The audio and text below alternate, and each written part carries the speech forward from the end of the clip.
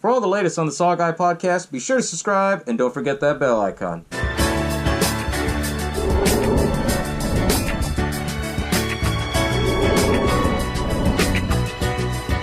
Welcome to the SaWGuy podcast. As always, y'all know I am the SaWGuy. And you know what it is right now, right? It's that time of the year. Love is in the air. Or if I say, fuck that, it's all about the horror in the air. So you guys are joining me for episode 44, My Bloody Valentine in 3D. The movie's in 3D, not this episode. For obvious reasons, but maybe I'll throw some 3D shit out there for you. You guys that are listening to the audio, maybe I'll do some 3D effects and shit. We'll see what's going on, right? But without further ado, let's get this show started, right? Hello, and welcome to the SaWGuy podcast. I ain't no fucking clown. That is better. You got fear in your minds. He knows what scares you. I'm just gonna bash your brains. What the hell? The boogeyman is real, and you found him. What do you want? I want to hear you scream. Hell. Everybody loves popcorn. My Bloody Valentine 3D. Man, that was a great remake. Personally, for me, this is one of those films that never got enough love for what it was. Everybody, takes a shit on remakes and say, this, that. But you know what? I'm guilty of it too, because when I first saw this film, I only saw it like twice, when it first came out, and I was like, I like the original, and then I went back and saw the original, because for some of you guys that don't know, there was an original film of this that was made in 1981, and it was one of the founding fathers of slasher horror films, and it was from Canada, of all places. I laugh at that, because Canadians, they know how to make a damn good slasher film. I mean, with Black Christmas, and then My Bloody Valentine, right? So they did a pretty good film, and when My Bloody Valentine 3D was coming out, basically it was supposed to be a sequel to the original film, and just, I don't know, something happened, Hollywood, things get shelved, and then they basically said, okay, we're going to do it as a full-blown remake, we're going to modernize it for, today's audience, and boy, did they knock it out of the park, because, when I first saw it, I was like, Then through the years, I saw it, gave it another chance, and I was like, damn, this is a good-ass film. And then the 3D just, is the topping on top of that cake, But you know what? As I do in every episode, I'm going to break down the whole movie for you. Not only that, I'll throw in a little bit of tidbits like I always do, little interesting things that kind of make it pop. And, without further ado, let's get this rolling, right? But anyways, My Bloody Valentine. We all know that when you see the original, it has to do with a Valentine dance. It's basically like a lap dance. When they modernized this film, it had nothing to do with the lap dance. It was just all the killings took place on Valentine's Day, and they call it the St. Valentine's Day Massacre. They use that name for everything, even in history, they use it for, they use the name for everything, right? But anyways, in My Bloody Valentine, when it starts off, I love the aspect what they did with this, right? They basically turned around and said, you know what, we're going to do all the beginning shit in the intro, kind of similar to what they did for the remake of Friday the 13th. So they basically talk about who Harry Warden was, right? The big killer, the big mining guy that breathes real heavy, and then he was killing people in this movie, right? They talk about his story, and they basically show in the intro that the owner's son of the mines, he basically fucked up, and he blew one of the lines out. They never said what they were mining for. I don't know if they were mining for gas, mining for coal, or anything like that, but they showed that the kid fucked up. His name was Tom Hanniger. He fucked up, and it was Harry Warden and 5 other guys. They were locked in, the mine fell apart. So what he did is that he was killing people and taking their oxygen to conserve his air. Well, when they saved him, then they kind of figured out, like, whoa, it wasn't an accident. He was fucking killing these people. And he went into a coma. So the movie starts out with all that in the intro. Then it shows Harry Warden, how he's talking to Tom Hanniger. And he's talking about him, like, saying, hey, did you bleed the line? And he's like, well, I know my job. He's like, bullshit, you don't know dick, kid. Just because your daddy owns the mines doesn't mean you know how to do this work. I love that aspect. It was like blue-collar hard work, right? And well, anyways, he's in a coma, then it shows, all this flashback, and then it shows how the mine kind of, shoots out flames and shit, and then he wakes up from this coma. Then this nurse comes in, and all of a sudden you see, the nurse is like, what the fuck? He's not in his bed. That was after she was looking at the bag first and shit. you know, the IV bag. And then all of a sudden you see him in the corner, just staring, breathing, similar to Michael Myers, which is pretty cool. And all of a sudden he comes up walking behind this nurse, and then it starts out with "My Bloody Valentine." And then it shows, you know, the old lady screaming, "Ah!" Right? Classic intro. You know, I love that because it's a wink to the 80s, you know. But anyways, once they, you know, basically showed that whole intro scene, you see Sheriff Burke, who's actually played by Tom Atkins, because they had a full lineup of actors in this film, right? Tom Atkins comes in, and he's, you know, playing the detective. He's playing the Sheriff Burke, right? And he's looking around at the massacre. He sees, like, all these nurses and shit are all gutted up. All the patients, you know, from the hallway all the way down to the room. And he's like, what the fuck is this? You know, then he was like, happy fucking Valentine's Day. Because it was Valentine's Day when we woke up. And then he put, like, a bloody heart and shit. And then he cut out the heart, and then he put it in the heart-shaped candy box. And then, you know, he's talking to his other deputy, and he's like, man, I waited too fucking long to retire. And they're like, well, who did this? Harry Warden. Harry Warden, he's in a coma. Well, he woke up. Then it transfers into, you know, it follows these kids. You know, you have Axel, who's played by Kerr Smith, which most of you guys know. He's from, you know, Final Destination. Then you have Jensen Ackles. Everybody loves Jensen Ackles because, you know, he's a big thing right now in Supernatural. But this is one of his first films when he was doing Supernatural that kind of put him up there, right? Then you also had Jamie King, who played the character of Sarah, which was Tom's girlfriend. Then you have another girl. Her name was Irene. And they were basically like, I guess you could say couples dating. They were doing, you know, because they looked like they were seniors in high school. They were, you know, trying to drink beer and go have premarital sex and everything like that. And, you know, this took place in 1997, right?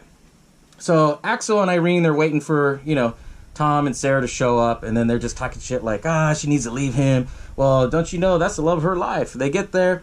You know, they do the crazy things. They do, you know, the basic things that we still all do. Like, hold on, there's a snapshot, you know, but now we call it Snapchat. Then they decide to go in the mines so that way they can drink and do their premarital stuff, right? So as they go in there, you know, they basically went out their own way, you know, Axel and Irene. Then Sarah goes in and she gets fucking lost in these mines. And all of a sudden she sees this kid. You know, he scared the fuck out of her, and then he's like, oh, you didn't think that was funny? Hey, Jason, hey, Michael, come and take a look at this. And what I thought was cool, these two characters that get killed by Harry Warden, you know, spoiler alert, he puts a pickaxe through their face and shit. They're named Jason and Michael, which I thought was a pretty cool wink, you know, for Jason Voorhees and Michael Myers, right? So she sees that he gets killed by Harry Warden, you know, and he's breathing, you know, running after her and shit. She runs, and then all of a sudden Axel grabs her by the mouth and they hide in the corner and shit. And then they see the other kid, you know, Michael, he comes around. Then he sees Harry Warden, like, trying to look for her, and he's like, Jason, is that you? Jason! He turns it exactly around like Jason, and he's like, oh, what the fuck? And then he starts running. He hits his head, because, you know, in the mine shafts and shit, they're like, they got boards and shit, so he's running. Boom! Hits his head, fucking falls back down, and then Harry Warden's right on top of him. Whack! A fucking pickaxe right through it. So, you know, then you see Irene, she fucking bolts, leaves them hanging. Then Sarah runs, and then all of a sudden Axel, he runs right behind her, then falls. And then all of a sudden Harry Warden and him, they're starting to fight. And then, you know, he tries to do that teenager thing. Fuck you, man! Fuck you! And then Sarah saved his ass, you know, hitting him with the shovel. And then they start bickering and everything. Then Axel, and then they start running out. Then all of a sudden they see Tom. They say, everybody's dead! Get the fuck out! Get the fuck out! And then he was like, what? And then that's when Harry Warden comes in with a pickaxe, pulls him with a fucking, you know, he doesn't stab it through him. I thought he stabbed it through him, but he didn't. He grabs a pickaxe on him and throws him back. Then they're like, oh shit. So they get into Axel's truck, which is a beat up little Toyota Tacoma. You know, and of course, in every horror film, it does the start. Right? So Irene's in the car. Sarah's like trying to say, no, we need to get my boyfriend Tom. We need to get him. He's like, no, get in the fucking car. That's when Harry, he grabs the fucking pickaxe, throws it, goes right through the window. And what I love about it, it's not just right through the window. It's like 3D right through the window, like bam, right through, right? And she's like maybe inches away from it, and then all of a sudden it's like quiet for a second. Then she starts screaming, ah! It's like, yeah, you should have gotten the car and sat the fuck back. What the hell? So Axel finally gets his truck started, pulls it out, and then they leave fucking Tom. And Tom's like, oh shit. Harry sees that he's still alive, and so he chases him back in the mine and shit. Then all of a sudden he trips over shit, and then that's when he points the pickaxe at him. He's like, you know, like he's next, right? And before he could do anything, you see Sheriff Burke and his deputy, they shoot him. And then all of a sudden he goes down. They're like, stay down, Warden. You know? he didn't want to stay down, so he gets back up, and they're fucking shooting at him. They're shooting at him with a .357, which I thought is crazy. Anybody you hit with a .357, they're going to go down. So they kind of imply that he was kind of, I guess you could say, not a zombie, but he was more like, not on something, but he was just he had a mission, He got shot like 3 or 4 times before he went down. And then he goes in to the mine, and then the mine falls apart. Then they said that he died in there, right? Then the story takes place 10 years later, So it's 1997 when that happened. Now it's 2007, right? And this all takes place in the town of Harmony. And then they show Axel, and all these other people, like what they've been doing with their life and shit. Axel finally, he stepped up and became a man. He became the actual sheriff of the whole town of Harmony. And they show that he's being interviewed by these people, by the news reporters, like, hey, do you remember what happened 10 years ago, And he's like, yeah, I remember what happened. Quit coming over here and starting trouble and shit, And as that's going on, he's sitting in the coffee shop. You see everybody. You see his other deputy come in. You see Ben, one of the old school, miners over there. He's like, man, you made us look like a inbred mining town. And he's like, well, what do you expect we are, They had a little bit of talk here and there. Then you see Sarah come in. And then it's implied and actually shows that Axel and Sarah get together. They get married. And they have a kid. Which is like, whoa, okay, so he stole Tom's girlfriend, I guess. Then it shows that they're all talking and everything, and then it shows this other young, cute girl. Her name's Megan. And so she was, the whole premise of this is Axel, he's, the sheriff now, and then Sarah, she still works for her father's, grocery store, because it's a local mom and pop store, and, it's a small town, right? And she basically runs the store for her father. And Megan works for them, right? And then she tells Sarah where she's like, oh, I got a doctor appointment. Can I come in late? Yeah, just get in there when you get in time, And they implied, because she turns around and smiles at Axel. Axel smiles at her.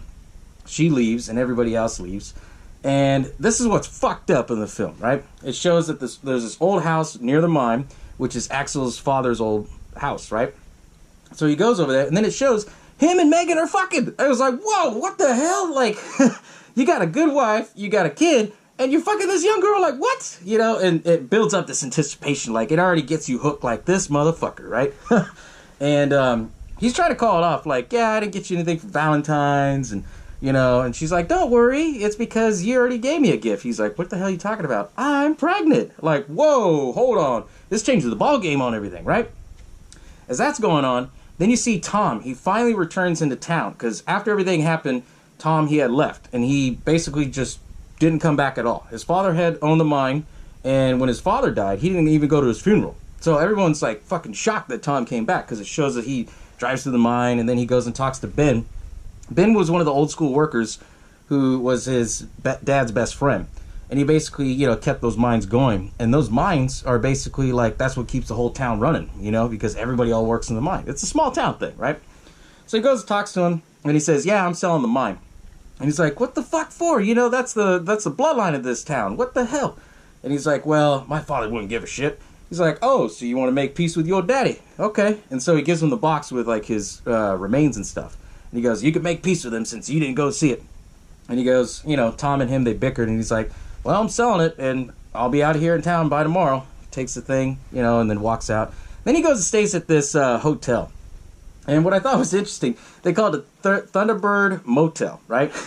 I remember the name because I think of the Thunderbird, like the Ford Thunderbird and shit, He goes and he sees this little, I guess it was not a pug, but it's like a French bull terrier mix dog. And he sees this, the manager come out, and she's a little person.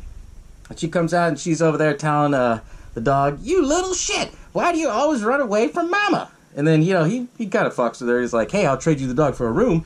I could do that for you. So he gets checked in the room. As he gets checked in, he looks through the window, because the window's wide open. He sees Axel's ex-girlfriend, and he sees her, fucking this other dude. I guess she started a relationship. It didn't work out with her and Axel. And so she's messing around with this dude. His name's Frank, right? He's a truck driver. And as they're messing around and everything, he's like, doing the guy thing where he's like, oh, yeah, I'm done. Zipping up. Then he grabs his camera, and she's like, what the fuck is that? He's like, oh, I like to record this of myself. It's a hobby, She's like, I'm no fucking hooker. And what I thought was cool is that he gets, I don't know how he did it in his fingers, but he flipped her off where he had like a bill, and he threw it at her, and he goes, yeah, now you are. And then she's like, what the he smiles and walks out, like pure craziness, right? And so she digs in her purse, and she pulls out a gun. It was nothing fancy of a gun. I mean, it's a 380, you know, it's a Bersa, it's a little pocket-sized one.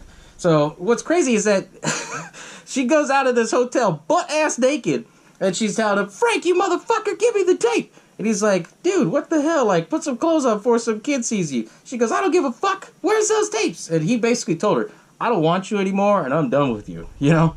And so he's trying to get into this truck. And not only that, he tells her, I know the gun's not loaded. And then after that, she throws the gun, hits him in the face, and he's like, you fucking whore. Opens the door, and then Harry Warden comes out, whack, with a fucking pickaxe right through his head. Like, oh, shit. And, you know, if you see this film in 3D, it's just like, whoa, okay, this got me hooked right here. And so after that, he, you know, kicks him off the pickaxe, and then he sees Irene. You gotta remember, she's butt-ass naked in fucking high heels that are, like, that tall, you know? For the audio version, I'm gonna tell you guys, those heels were probably, like, 7 inches. So she's fucking running in gravel into the hotel manager's area, you know? She runs in there, and then she hides under the bed, and then Harry Warden comes in. He can't find her. Then all of a sudden, he hides in the closet because he hears the manager come in. Louis, you little shit, you always run away from mama, you know? They played off on that character a lot. And all of a sudden, she goes like, maybe you're in the closet. And then all of a sudden, Harry Warden comes out, and he's, you know, like 7 foot compared to her because she's a little person. What I thought was fucked up, he gets the pickaxe, puts it right through her, like underneath her chin, and lifts her up and knocks her out and shocks her at the same time because it hits the light post on the top. And then Irene's underneath the bed, like freaking out, and then all of a sudden, he sees her. So he rips off the mattress, then he pulls his pickaxe down. She gets like the frame of the mattress and pulls it up, you know, to try to block her, or try to block him. And then she's telling him, you know, what do you want, motherfucker? And he's just fucking with her, you know, putting the pickaxe through the holes. And then finally she was, you know, doing the thing, like, fuck you! And then all of a sudden, whack, right into her gut. Then it flashes into, like, the next day when the cops are already there. And they show, you know, the whole massacre and everything. And they show that her chest had been ripped open and they took out her heart. And Axel's just like, fuck, you know? Because everyone's now talking that the ghost of Harry Warden's back, right? And so he's in his office, and then, you know, he's talking to his deputy, and then the other deputy comes in. She's like, hey, you got a package? Which I thought was kind of fucking funny, because she didn't even wear no gloves, if it's evidence, right? So Axel takes it, and he's like, give me a glove. So he takes the Heartbox candy, like this one right here, right? Opens it up, and it's a fucking bloody heart. It's Irene's heart. It's crazy. It's like, whoa, okay. You know, in the original, they did do the same thing or something similar to it, which I thought was fucking amazing. They tied a lot of the memorable scenes from the original, and they tied it all into this new one, but they just modernized it.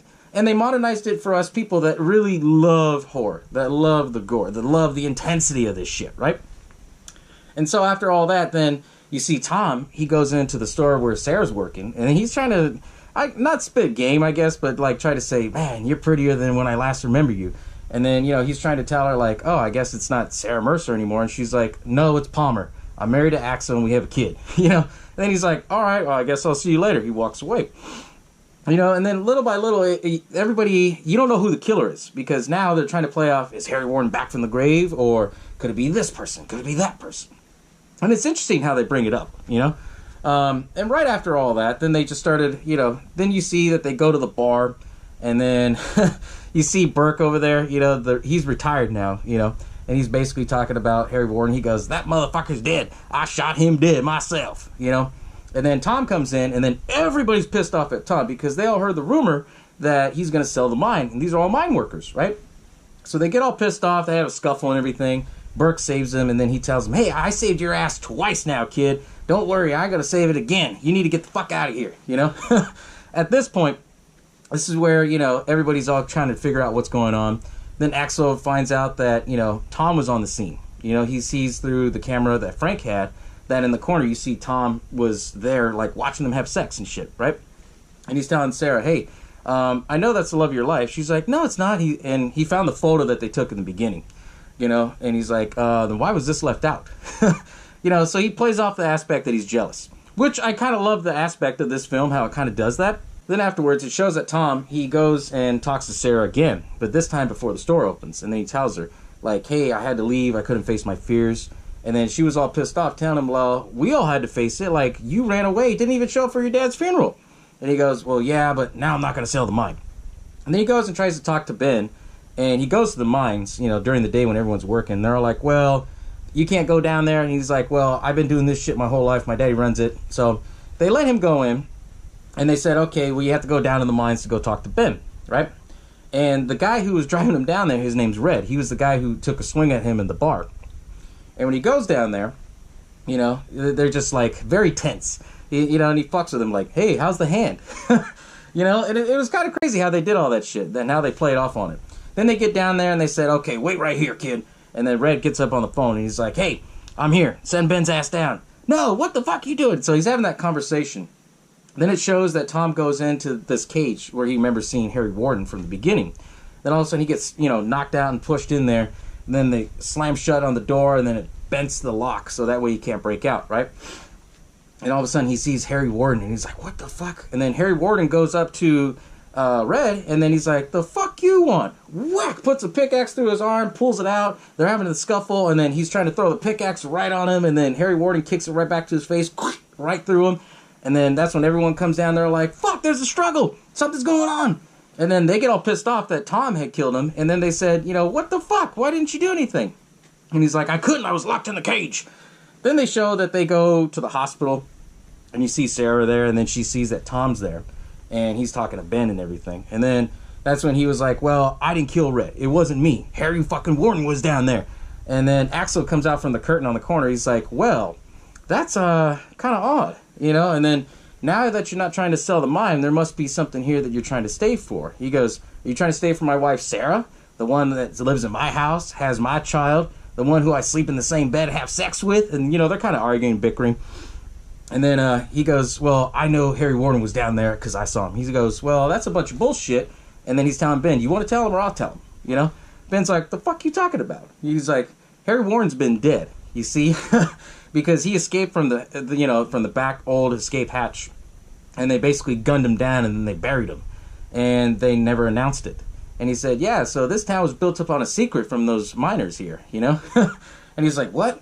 And then they show that they're walking through the forest, and Burt covered it up, you know, Tom Atkins' character. And so he's, you know, telling him, like, hey, why the hell do you want to dig up some bones and dangle them around City Hall? Like, you think that's going to stop a ghost? He's like, no, that'll prove my point, and I can get on with my investigation. They get there, and the shit's already dug up. Like, everything. And what I thought was cool is that his burial ground looked like they put rocks around it to look like a heart, which I thought was kind of cool. But then they were like, well, was he dead? Was he not dead? And they're all like, well, he had no pulse. I'm pretty sure he was dead. And then Axel gets all pissed off, and he's like, fuck. Well, I want statements from both you guys and you. We still got a dead miner to talk about. So they go back to the police station, and he's talking to Tom. And he's telling Tom, so, why are you back here, you know? And he's telling him, well, you know why. And then he's like, well, no, I don't. Tell me. And then, you know, he's asking him questions. And then Tom really gets in his head like, you know, she settled for you. And then Axel's like, woo! He's like, what'd you say to me?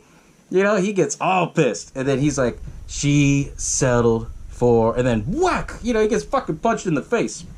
And they start getting all pissed off, having a scuffle, and he's like, lock that motherfucker up! Lock him up! They're all like, we can't! Everybody says that he was locked in the cage, and he didn't do it. So they had to let him go. And after he left the police station, Ben's telling him, hey, be careful, because, you know, if you don't look for Harry Warden, he's going to come find you, and I'm pretty sure he's looking to finish up what he started from 10 years ago, right? Then it goes into the whole aspect where it follows Tom, and how he tries to go into the mine where everything had happened. And then he sees, like, this light that kind of tracks him to go into Axel's dad's old house. He goes in there, and that's when that's when Tom finds out that Axel is fucking around on his wife, because he sees, you know, the heart-shaped candy, and then he saw a Valentine card from Megan, and, you know, that's when he really snapped, right? Well, spoiler alert. Then it shows that Megan and Sarah are in the grocery store. They're stocking up, doing last-minute shit, then all of a sudden the power goes out, and Harry fucking Warden's in there!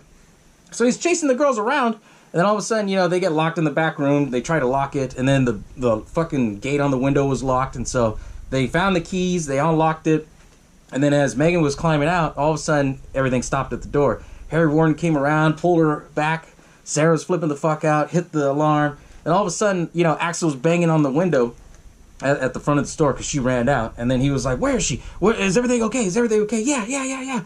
So they go around on the side of the house, they go on the side of the alleyway where the store was. And they said, he took Megan, he's over there. Then all of a sudden they see Megan, she's fucking dead. Her chest split open, and then it basically says, be mine forever.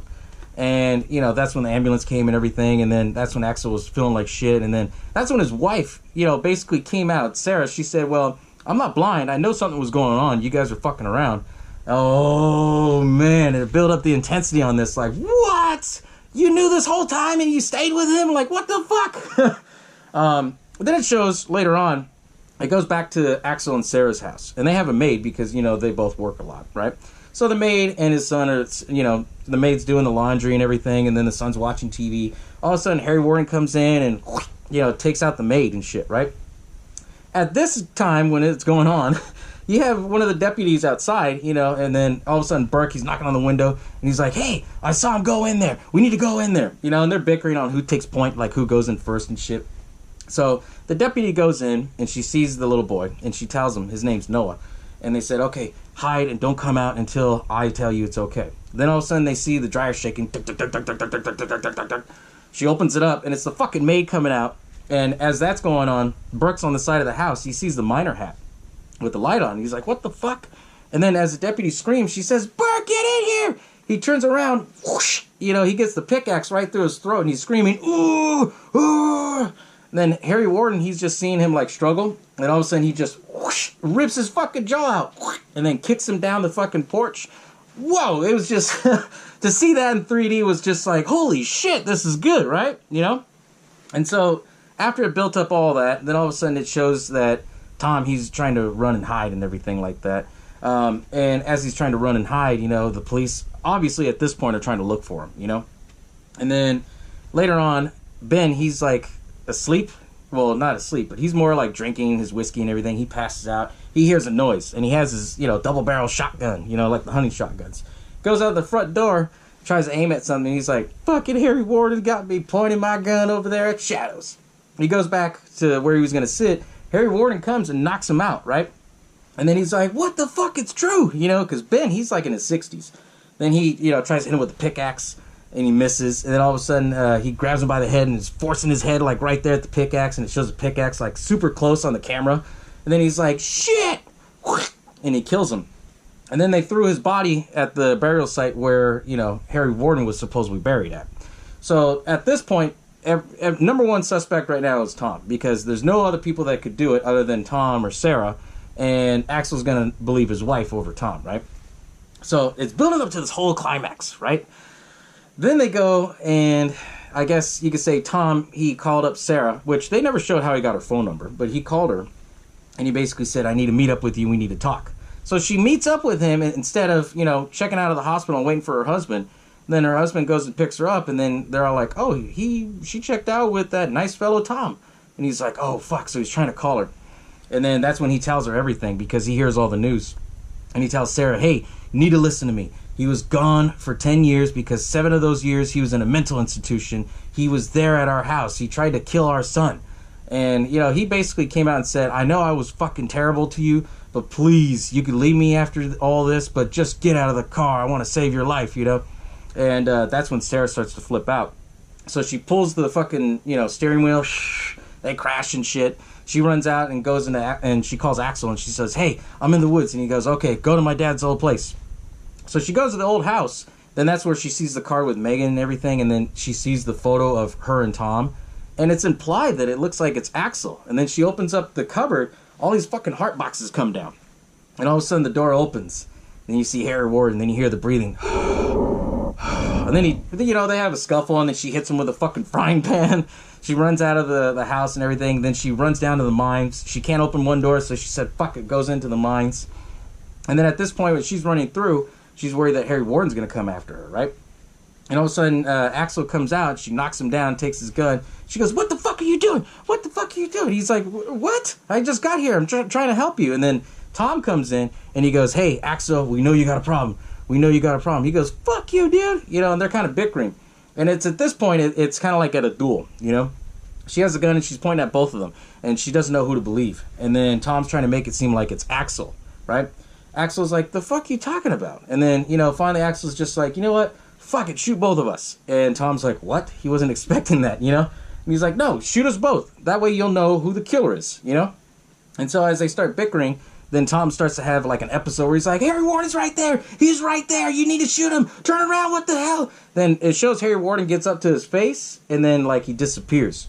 And it's implied that Tom has a split personality. Like, whoa, you don't see this fucking twist. Like, what? And then he's just talking to himself like, no, Harry Warden's here. You know? And then they start tripping out. And then Axel's like fucking with him because he's like, no, that ain't Tom. That's you right there, huh, Harry? And then he turns around and he goes, oh, yes, I've been here. And he goes, I fucking knew it. So him and Axel, they start having a scuffle. And then Tom fucking hits him in the gut with the pickaxe. And Sarah didn't do shit. His wife is just like pointing the gun, just like shocked, right? And all of a sudden, after he gets hit, then she starts to shoot at him. And then all of a sudden, she picks up Axel, and then she's like, come on, let's go. I want to go home. I want to go home. And then all of a sudden, Tom comes back in with a pickaxe, and there's all these lights in the mines, right? And he's fucking taking them out one by one. Right? And every time he does that and it does the flash, it shows him as Tom. Then once he hits the light, it flashes into Harry Warden back and forth, which I thought was a really cool effect. And then after that, you know, she starts shooting at him. I think they had like one bullet left. And then they run to the side where he's coming up. And then Axel tells her, hey, you got one bullet left. Don't miss. So she pulls out the gun and aiming. And then she tries to call Tom. And she goes, Tom. And as he looks like he's going to calm down, then all of a sudden he picks up the axe. And then he was just like, oh! And then they show the 3D effect where she shoots. And the bullet flies. And it goes right through his gut. Hits one of the tanks, knocks off the valve. And all of a sudden the back pressure goes in. And then all of a sudden, boom! Everything blows up. Right? And then it shows the next scene where you see like these rescue miners. They're coming in. They're like, hey, we got a live one. They see Tom and they're talking to him. Hey, buddy, you're going to be okay. Tell me your name. Are you going to be... And then it shows that he grabs a pickaxe. Whack! Right through the guy's fucking face. And then it shows, you know, Axel's coming out, and then he's coming out with his wife, and then the deputy's coming in talking to him. And then that's when, I guess you could say Sarah forgave him for all of his mishaps, because she told him, you know, hey, I love you. He told her, hey, I love you. And then the film ends where you see Tom, he's like kind of drooping out with all the gear and everything. He's disguised as one of the rescue workers. He gets barely at the end of the tunnel, you know, and then all of a sudden he takes off his mask, and then he's like, ah. And then the movie ends, and I was like, oh, shit, this is pretty cool. And what I thought was interesting is that, you know, in the credit scene, they show that they go through the tunnels and everything. And then at the end of the tunnel, you see Harry Warden, and then he puts the pickaxe through the fucking, you know, glass, which I thought was really cool. And, you know, the aspect of this film, because it came out in January 16th of 2009, and I thought it was kind of odd that it came out in January, not in February, you know, but... The reason being, and I'm going to say it like this, it came out on January 16th of 2009 because that's the same year that Friday the 13th was coming out in theaters, right? They didn't want to put it on a Friday the 13th because they knew that it was going to compete with the Friday the 13th remake, and they didn't want to go up against it, which I understand. Okay, that's pretty cool. You know, and then Friday the 13th remake, there was so much hype already into that when they were going to release it, they said, we'll release it on a Friday the 13th. Makes sense, right? So that's why it was released in January. Other cool little tidbits that I thought I liked was, you know, the fact that they kind of played off like the original, but then they modernized it. You know, like I said, in the original, it was Axel who's doing it, and then he vowed to make sure that no one does the Valentine dance, which was basically like a lap dance and shit. Kind of hooky, kind of corny. Okay, I get it. You know, it was the 80s. But, you know, the thing that I liked about this is that they modernized it, and there was nothing that had to do with the Valentine dance. It had to do with the fact of, you know, there's this love triangle built in, and there was all the horror aspect of it, right? Here, you have Tom and Sarah. They were boyfriend and girlfriend. After everything had happened, Tom left, and Sarah was left, you know, to try to pick up the pieces.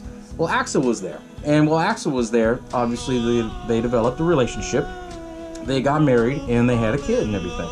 But, you know, it also shows the other side of everything because, you know, who knows? They never said if he was tired of his wife or this or that or if the relationship was good. They just basically showed that he was cheating on his wife. And I think the reason why he was cheating on his wife is because, you know, he was the sheriff of the town. He could do whatever you want, you know, with... It's one of those things where if you have all this power, you're going to, you know, abuse it in some way or form. And that's basically what Axel was doing, you know. But it was pretty cool how they did all this, you know. And then the fact that I got to throw this tidbit out there. This was the first R-rated horror film to be made in real 3D technology. What does that mean? That means it was filmed in 4K with the 3D technology that was barely coming out, right? And it was cool because it wasn't just like 2D and then they made it 3D so you wear the glasses and shit. This was legit 3D where it showed like stuff popping out the screen. They showed like the splatter would go on the sides of the screen like it's actually coming at you. And I remember seeing the trailers for it. They showed like people in theaters and stuff, and then they showed like shit coming out. It was really cool, you know. And for the time, it was great because in 2009, everybody was all about the 3D craze. I mean, they had 3D TVs and shit like that. I was one of those people that went out and bought a 3D TV for this film. This and saw 3D. That was the only reason why I went out and bought a 3D TV, right? But it was really cool how they did that because all these other trend movies started to follow, you know. Not so much in the horror aspect of it, like horror films, because the next 3D horror film after that was Saw 3D, which came out in about a year later in 2010, October of 2010. But it was pretty cool how they tied in that aspect because they broke that barrier of it. And it became a really good film. Now these days, you know, it's still a mixed reaction. You know, a lot of people say they like it, some people that say they don't like it, but, you know, if you watch the original and see this, like, you'll have a love appreciation for this. I know I'm guilty of it because honestly, at first I was just like, and then, you know, seeing it for that, you know, a few more times over the years, and I thought, okay, this is a badass film. I like this. And then for this episode, I mean, hands down, it's like, oh shit, how come there's no more horror films that are filmed in 3D at least, you know? But it's interesting, you know, it really was. And for a Valentine horror film, you can't go wrong. And then, as I said, you know, love is in the air, or horror, you know. Horror is in the air. But anyways, guys, thank you all for tuning in for episode 44 on My Bloody Valentine 3D. And as always, I'll catch y'all next time.